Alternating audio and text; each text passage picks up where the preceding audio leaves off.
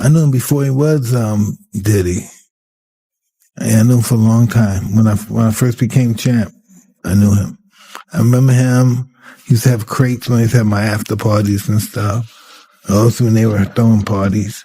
So I'm performing, and I'm just really excited. I'm trying to give it my all, and I bust my ass in front of like 20,000. I'm talking about like when you fall flat on your back. But I tried to do to play it off. You know how when you fall and you act like there ain't nobody seeing, you just keep on rocking. But it was like, I just felt I was embarrassed for like weeks. It truly is about the Benjamin, as we see. Oh, yes, he's literally. It truly is about. But did you at least see any parties or been to his parties? The infamous Diddy parties that everybody talks about? I've been to the parties, but like I said, I don't know. They select you. You're selected. Be more descriptive. I'm gonna be more selective. You have to fit a certain description. Mm-hmm. You have to fit a certain mannerism for you to be led down that hallway with the door. And y'all know what college I'm talking about. I took a few girls to his party. You understand? So, the same woman that I worked for, she had to take, two girls had to go to Mike Tyson on 57th Street. Mike Tyson had a condominium down, I think it was 57th Street. And, I took the two girls down there. This was a long time. This was in the... That single phrase, the girls were scared, reignited the entire conversation after Gene Deal used it to describe the atmosphere surrounding Diddy's inner circle. But once it hit the internet, it was clipped, reposted, and stripped of its original context, transforming from a general description into assumed proof of specific events. This is how modern rumor culture operates. Emotion spreads faster than clarification, and once fear becomes part of the narrative, speculation fills the gaps where evidence is missing. The phrase quickly became tied to Diddy's parties, already shaped by reputations of excess, exclusivity, and secrecy, and from there the pattern repeated itself. Familiar, powerful names from that era were pulled back into the spotlight, including Mike Tyson, not because of new evidence or testimony, but because their pasts already carry public weight. When fear, power, and fame collide, the focus shifts away from understanding and toward shock value. He always respected me as a lyricist and as a writer. Mm-hmm. And that's what kept me up there from 2002 to 2009. But did you at least see any parties or been to his parties? The infamous Diddy parties that everybody talks about? I've been to the parties, but like I said, I don't know. They select you. You're selected. Be more descriptive. I'm gonna be more selective. You have to fit a certain description. Mm-hmm. You have to fit a certain mannerism for you to be led down that hallway with the door. Hold on. Don't do that. I'm giving it to you real. You have to fit a certain description, a certain mannerism, a body type, a type of mannerism, a type of mentality for you to get led down that hallway with the door. Somebody said a pretty looking boy. Wait a minute. Time out. What I want to ask you at that time, like why? Why am I being excluded from this? That didn't like raise your antennas of that? Me being young, and at that time, I just wanted to be famous, and I wanted to be a superstar off of rap music. Yeah, but something you didn't want to be in no parties? Hold on. Something's behind that closed door, right? Bro, but it wasn't out like it is now. Yeah. It's not. Yeah, but you want to know. You can go on the internet and but he's probably not looking at it. It's not out like it is now. It was still taboo. Nobody was speaking on it.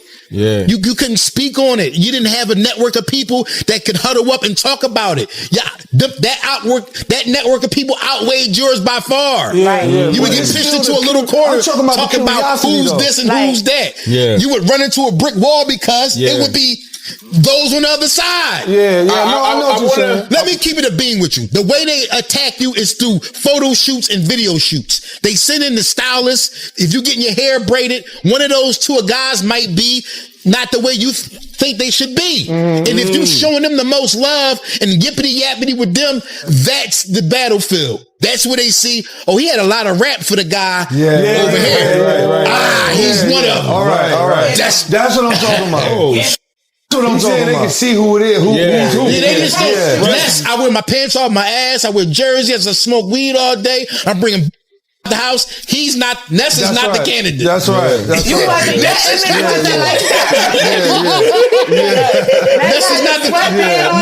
the candidate for the board. You wasn't like that. Nah, So let I'm me not ask you giving this. them. Hold on, let me ask you this. Who out the group of that, who y'all was with, was kind of? I don't know. I was paying attention to the Diddy's parties are now spoken about in almost mythological terms, even though they were, in reality, high-profile celebrity gatherings that brought musicians, athletes, actors, executives, and social climbers into the same rooms. In the late 1990s and early 2000s, a late nightlife in New York and Los Angeles was a small repeating circle. If you were famous, you saw the same faces again and again. Over time, however, those events stopped being remembered simply as parties and began to function as symbols of unchecked power, imbalance, and silence.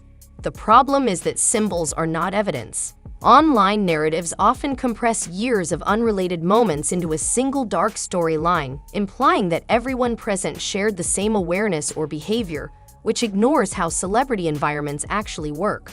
People move in and out, some attend briefly, some for business, others for visibility, and presence does not automatically mean participation. But internet storytelling favors a simpler version, where being in the room becomes proof of involvement. That risk grows when modern documentaries revisit the past, pulling old footage, interviews, and associations back into the spotlight while stripping away context, creating a darker, more dramatic version of history that feels convincing, but is rarely complete. About the time that you took 2 girls to 57th Street for Mike Tyson? You want to know that story?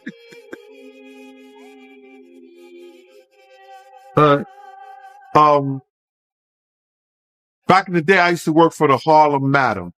The Harlem Madam was this young lady who would go to clubs, and girls who was looking to make extra money for being escorts, she would hire them to do work for them. You know what I mean? So, this one particular time, I had actually, when KG from Naughty by Nature brother had came home from college, and y'all know what college I'm talking about, I took a few girls to his party. You understand? So, the same woman that I worked for, she had to take, 2 girls had to go to Mike Tyson on 57th Street. Mike Tyson had a condominium down, I think it was 57th Street. And, I took the 2 girls down there. This was a long time. This was in the 90s, early part, the mid 90s or something like that, when Mike Tyson was the man. So I wanted them to, I had this Tyson shirt in my truck and I wanted them to sign it, but I was like, yo, that shouldn't be professional or nothing like that. But I was a fan of Mike Tyson. I had a situation in a club before when he was trying to talk to a girl named April, and April was my friend and I was with her. So then, I knew of Mike Tyson, but this is way before Zip had got involved with it. So I'm sitting there and I take the 2 girls down there. So they go upstairs and everything. I wanted so bad to tell them, yo, give me his autograph. Give me Tyson's autograph. You understand? Because like I told you, this one Tyson was the man. Everybody, he represented New York to the fullest. So they go upstairs. So it was about 15, 20 minutes later. The one girl came back downstairs. And I said, what happened? She was like, nothing. I said, yo, I thought he wanted 2 girls. I said, I knew he couldn't handle 2 girls. But why he wanted 2 girls? He had other people up there. She said, no, it was just him. And I was like, yeah? I said, what happened? She said, he gave each one of us $1,500. And he said, yo, Gene, he just tore into that girl like crazy, like an animal. I was like, yeah? He said, yo.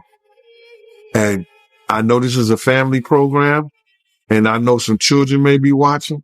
He said, I wasn't going to let him do he was doing. So I told him I wasn't feeling good, and I gave him his money back, and I was leaving. He said, nah, just keep $1,000 and thank you. You understand? He gave the other $500 to the girl. And so we stayed in the car waiting for the girl to come back down. She came down after an hour and a half was up. I was like, oh, that was crazy.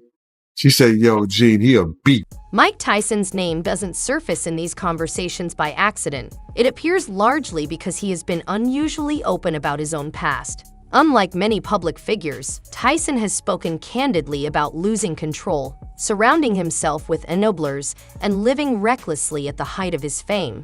That honesty, while important, has also made him an easy target for assumption. When people hear Tyson admit he lacked boundaries, they begin attaching him to every chaotic environment from that era. The logic may feel emotionally satisfying, but it is not evidence. The reasoning becomes oversimplified. If Tyson was reckless, and Diddy's parties had a reputation for excess, then Tyson must have been deeply involved. That leap skips a critical step: proof. There has never been verified confirmation that Mike Tyson engaged in wrongdoing at Diddy's events. No official complaints tied to those gatherings, no direct accusations from named individuals, and no admissions connected to those settings. What does exist is overlap in time and fame. Tyson was a global superstar, and Diddy was a rising power broker, and at certain moments they moved within the same elite social circles. That overlap is normal in celebrity culture. What's more concerning is how modern audiences retroactively turn shared spaces into narratives of certainty, misusing Tyson's openness about his struggles as permission for speculation instead of respecting it for what it actually represents: accountability for what he has admitted, not for what others imagine. The documentary, man. So this documentary drops, and Roger Bonds is in it. And one of the things that kind of stuck out to me was Roger said that Diddy felt like money can get him out of anything. What's your thoughts on that? Ain't that more than half the millionaires in this world? Ain't that more than half the people who got it? Yo, listen to me, bro. You save your money will save you. And this guy just thought that he could do certain things to either buy his way out of that if he had to. And he has done that on numerous of times, buying his way out of some things. But then again, when his people need money who are around him and work for him, he ain't got it for him. So, it's funny. I mean, you could even say he kind of did it this time. I mean, I looked it up and they say he spent $10 to $15 million on lawyers. So, I mean, and he got the main charges, the RICOs and all that other wild stuff, not guilty, man. So, I mean, he kind of did again. Bro, that made up before he even went to trial, man. Come on, bro. And I've said this 1,000 times to probably 1,001 people. Your main two charges that you talk about in court, you don't even charge him with? Come on, Cam. The gun charge. Right. They found the guns at his house when they had a proper warrant, and he never got charged. That's weird as a... Right. The drug charges. Yep. Those baby oil had stuff in it. It even came out in the documentary, and one doctor them said what had him. Nobody carries that many and wrapped up in certain things. Come on, bro. If you was using baby oil, you ain't got to carry it with you. Yo, run to Walgreens, give me 10 cases of baby oil. Get all the baby oil at Walgreens. That baby oil had some kind of chemical in it that helped you seduce the person and make them feel free or something like that. They were saying it was some kind of drug that was in that baby oil. Not only that, he didn't get charged with the physical drugs that they could see, the pink cocaine, all this other shit. So with the feds and me working around them and working with them, and what I mean working with them, me being a parole officer, you know what I'm saying, dealing in federal cases and stuff like that, they didn't charge him because, one, brother, I swear, It was a deal made way before they got to court. Cause that's in New York City. I was gonna give you 10 years. You get 5 to 10 years automatically. If you beat it in feds. Documentaries carry real influence, especially when they revisit stories that were never fully resolved. The recent wave of Diddy-focused films and exposes-style content has reshaped how many people interpret the past. Old clips are reframed, old interviews are re-examined, and silence starts to look suspicious while distance begins to feel like guilt. The issue isn't investigation, it's implication without confirmation. When documentaries lean heavily on mood, music, and suggestion, viewers can walk away feeling that something has been proven when it hasn't, allowing atmosphere to quietly replace evidence. Gondil's comments show how this happens. A general observation about fear or power imbalance gets treated as connective tissue between unrelated names and events, reshaped into what sounds like a direct accusation. Once that shift occurs, the internet fills in the gaps. Mike Tyson's name is pulled in, other celebrities follow, and the conversation drifts away from what can be verified toward what feels believable. In that space, suggestion outweighs proof, and emotion travels faster than facts. People have been talking about for some time now. Alex, let me begin with you. The docuseries is entitled Sean Combs, The Reckoning. How is this one different from the others that have been out there? Well, you know, I think that the biggest marker of what makes this film or the series different is how much time we took into putting into the making of the film, doing our due diligence to get the right voices, you know, to the table. You know, this is a series that spans over 30 years. So just by covering that much time, it took a lot of time for us to dig in and to kind of make sense of the story and to put this timeline together. Yeah, and there's like some never before seen footage that I'm going to talk to you about in just a moment. But Curtis, people know about this very public, long-standing feud that you've had with Sean Combs. So what brought you to this project? Well, you know, I just want to make really hit television. I like the idea of it being exciting, and I picked this project and started working on it about 5 months before I found Alex.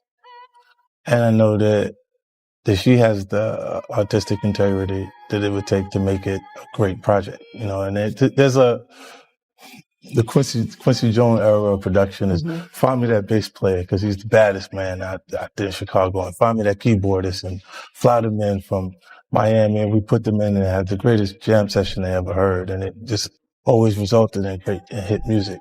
And I take that concept into television production. You take that into everything you do, sir. That's right. You really do. And it really comes through, and appreciate that about you.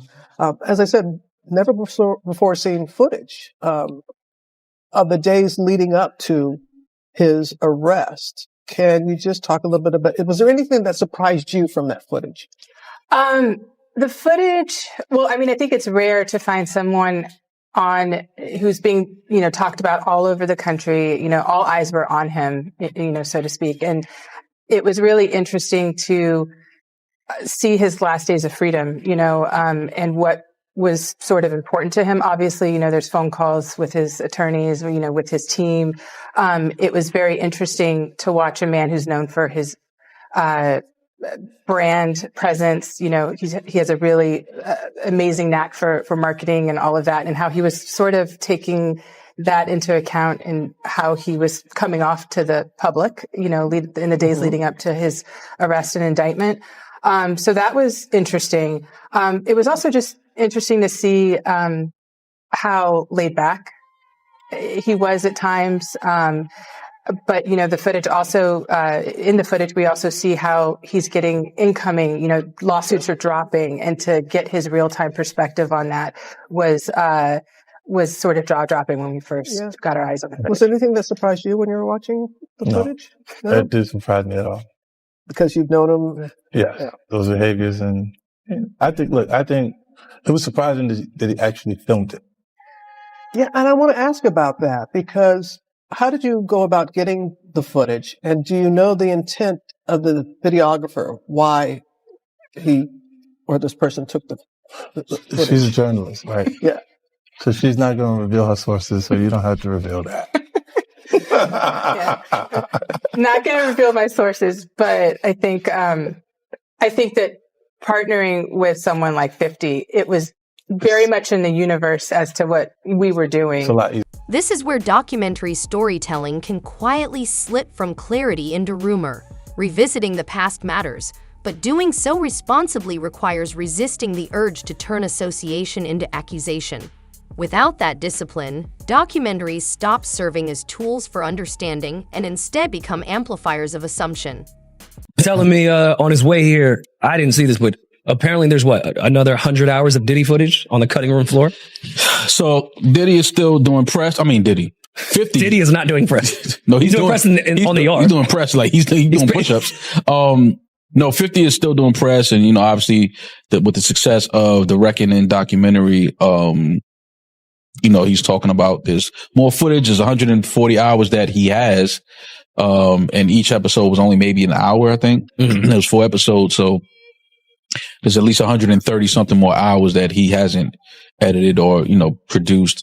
And he's saying that he may put it out on YouTube just to put it out there, like on his 50 Cent Devo page.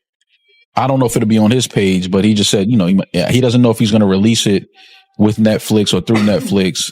He might just, put it out on YouTube or wherever, some other platform. But the one thing that he said that was interesting is, he said, because you see people out here trying to, say, oh, the documentary can paint a narrative, this, and the third. And his words were, if you see the rest of this footage, there will be no more, kind of like, oh, you can paint this narrative. It's pretty clear cut.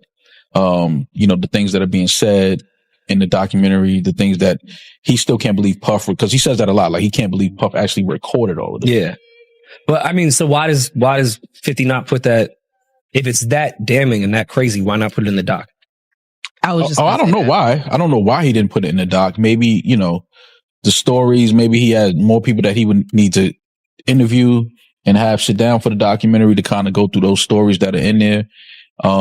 It could be a number of reasons, but the fact that he has over 100 hours of footage of personal footage and things like that leading up to the case, because the story is Puff felt like he was going to win the case, and that this was going to be footage for his documentary that he would have released, the redemption, after the trial was done and things like that. So the amount of things that he probably was recording, just going off of the fact that he felt like they were going to win the case. Yeah. This is my footage and these guys aren't going to put it out. Yeah. Like all the crazy we're going to take out. Right. But I mean, even I did see, who I think was the director of what Diddy was trying to do, had mentioned that he was on vacation or was out of town and had someone fill in for him. And that's the only footage that made it to the doc because that guy sold it. So maybe that director didn't pay the person to fill in, so he owned the footage and was able to give it away. But maybe all this other footage, 50 doesn't have permission to put out. Like, okay, he could have it, but the director's like, no, this is my footage. Like, you got the other shit. I had my man's fill in for me for 3 days, and he has that footage now. Right. So maybe that could be it. But I mean, I don't know. I feel like 50 is so petty that if it was that crazy, he would have just put the shit in the doc, but who knows? I don't even want to speculate what is on the 100 hours. Yeah. After Lil Rod telling me what was going on, I don't know if I want to see it visually.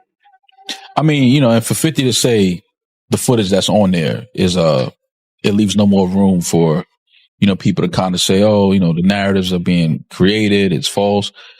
For 50 to say that, I mean, we can only imagine the footage that he's seen and that he has. So we'll have to see if any of that ever sees the light of day. I'm sure that, Diddy's team is going to do everything they can to make sure that doesn't happen. One of the most dangerous phrases in internet culture is everyone knew, because it sounds authoritative while offering no names, timelines, or evidence. And in discussions about Diddy's parties and Mike Tyson's rumored involvement, it's often used to jump from suspicion to certainty. That's how rumors harden into assumed truth. Repetition replaces verification, vague language replaces specificity, and emotion replaces facts. until people stop asking where a claim came from and only remember that they've heard it before. This is especially harmful with decades-old events, where memories fade and documentation is limited, turning the story into less about what actually happened and more about how it feels to believe it happened, which ultimately weakens real accountability, real victims, and real truth. When Gene Deal speaks about fear, it's crucial to understand that fear in celebrity environments doesn't always point to a specific act. It can reflect power imbalance, hierarchy, and unspoken pressure in rooms filled with wealth and influence, where silence can be a survival instinct rather than proof of wrongdoing. Fear can exist without a single criminal act taking place, and when names like Mike Tyson are added, his presence alone, given his fame and reputation at the time, could have been intimidating without implying misconduct. Power can unsettle people, but presence is not proof, association is not evidence, and fear by itself is not a verdict. But some people are afraid. What do you know about? Because some people are talking about there's Diddy involvement with Jamie and something happened because he was calling him out for some of the parties he was putting up. Is there anything you have opinions on Diddy? Have you had any experiences with Diddy? No, just I knew him for a long time. Got it. And with you, he was chill. He was good. He was Awesome guy. Yeah. I knew him before he was Diddy. And I knew him for a long time. When I first became champ, I knew him. I remember him. He used to have crates when he used to have my after parties and stuff. Also when they were throwing parties. I remember This him. is when he was the CEO founder of Bad Boy. No, I don't think he was Bad Boy yet. No, he wasn't him, Damon Dash and all those guys. They weren't on yet. I was like the first street guy that really got on. You know, I'm talking about the guy doing crime in the streets that became a television guy and everyone knew he was a celebrity, had fancy cars. I was the first. This is all in Brooklyn. I'm the first of our generation of that crew, you know, the street hustlers that really blew up like that. And you guys all knew each other. Yeah. It's the same era. Listen, this young lady that works for my company, and she started saying names to people I remember when I was 11, 12 years old. And it baffles me that you think you got away from these people. You'll never see them again. You knew them when you were at the worst of your level or heard about them. And you're not the only one God had his hand on. These guys made them successful too. And just to know them and see them at this level of the game is just mind-boggling. I mean, it's really, you're almost like proud in a way when you see them, you know what they experienced in life. And now they became respectable citizens. Understanding this distinction is essential because without it, every emotional reaction risks being retroactively criminalized and every powerful figure becomes automatically suspect. We live in an era that demands accountability, but often rushes past verification, and that tension sits at the center of today's conversation. The re-examination of Diddy's legacy, driven by documentaries and online commentary, has opened necessary space for overdue questions about power, protection, and responsibility in the entertainment industry, and that matters. But the same space also invites speculation. Mike Tyson's name continues to circulate not because of new evidence, but because he fits a narrative many people already believe. When that happens, feeling begins to replace evidence, and once emotion becomes proof, correcting the record grows nearly impossible. People invest in a version of events and resist nuance, reshaping reputations long after the era has passed, not through court records or verified testimony, but through repetition and belief. If the goal is real accountability, facts must lead the conversation, not association.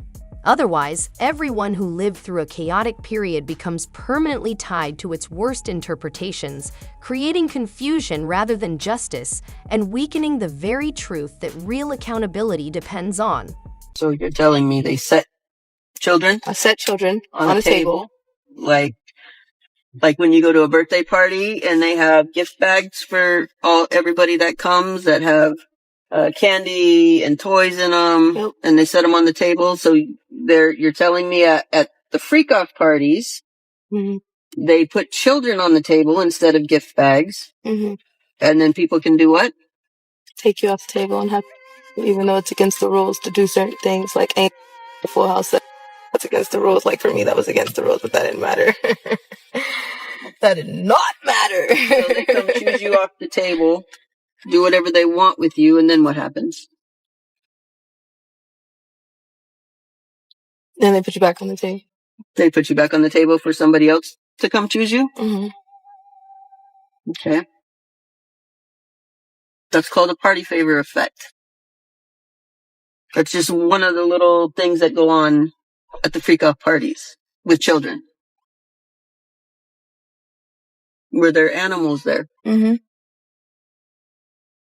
Goats. Did they turn the animals loose on the kids? Yeah. And if you got sick and threw up because it was so disgusting, what happened? You had to eat it. You had to eat your vomit Mm-hmm. if you threw up. That's satanic ritual abuse. Diddy was at this party? Mm-hmm. Denzel Washington was at this party? Yep. Birdman was at this party? Yes, he was. And Young Jock? Yep. And you're telling me Denzel was there and it was after 1 o'clock when he supposedly left? And beanie socks and a gold chain. So you're telling me Denzel Washington was butt naked, he had a beanie on, socks on, and a gold chain, and that's it. In front of children. Yep. Funny. Because he sure portrays himself to be holier than thou. Well, so a lot of them do.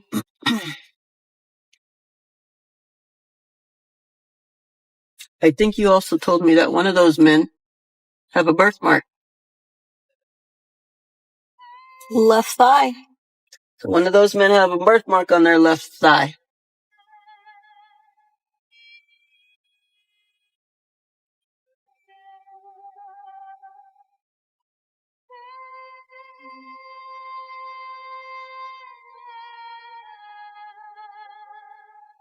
Did you have sexual interactions with Diddy? Denzel? And I know we don't tell on Denzel. You might not tell on Denzel, but your mama gonna tell on every fuck. I ain't keeping no secrets.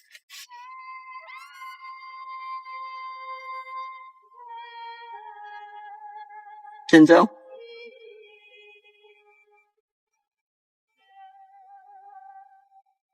Yep. Birdman? Did Birdman promise you things? So much. Like what he promised Lil Wayne at a young age. Because we shared the system together. Shared birthday together too. I know a lot of you have seen P. Diddy get guardianship of a lot of young kids. That means he holds their contracts. I know you heard me talk about Ali's contract and how often it gets auctioned off, and the things that come from that when it's auctioned.